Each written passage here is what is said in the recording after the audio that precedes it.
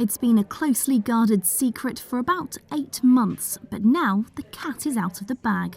Or should we say, the dinosaur is out of the museum. At a special meeting of Norwich's business and tourism leaders, it was revealed Dippy the Diplodocus is on his way from the Natural History Museum to Norwich Cathedral. Anybody going to London with small children will want to go to the Natural History Museum to see Dippy. And so the fact that he's then going to be in Norwich and the children in this region will be able to come into the cathedral to see Dippy, I think is fantastic. It's just going to raise the profile not only of the cathedral, but also Norwich and Norfolk and this whole region is such a fantastic part of our country. But it's going to be a very slow journey. Dippy won't be arriving until July 2020. The 22-metre skeleton, cast from fossilised bones, will arrive in boxes and take several days to be put up here in the nave for a 4-month free exhibition. But it's not just about viewing the iconic dinosaur, it's about educating the next generation of scientists.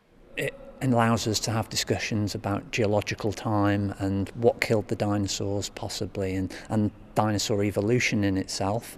But there's also a real opportunity to use Dippy as a way to tell new stories, addressing issues around future climate and producing food in a more sustainable way.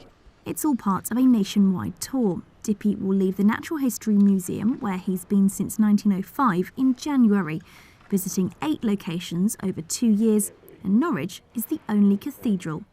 Bosses there are hoping it'll help show there doesn't have to be a conflict between science and faith, but they're expecting some criticism. I mean, there'll be some people that say, why on earth are you shutting off half the cathedral to have a dinosaur? But of course the cathedral's huge and we've got plenty of opportunity to have our worship at the east end of the cathedral. And there'll be some people as well that come from a faith background who'll say it puts question about whether or not God created the world in the way that the Bible says that he did. But once again, there are ways of looking at that, different ways of interpreting the stories in the Bible, and it'll be an opportunity for us to look at that together. Norwich is the last stop on Dippy's tour. After that, his future is uncertain. The future here, though, we're planning starting straight away on how to make sure the whole city benefits from its gigantic guest. Lauren Hewitt, Mustard TV, Norwich.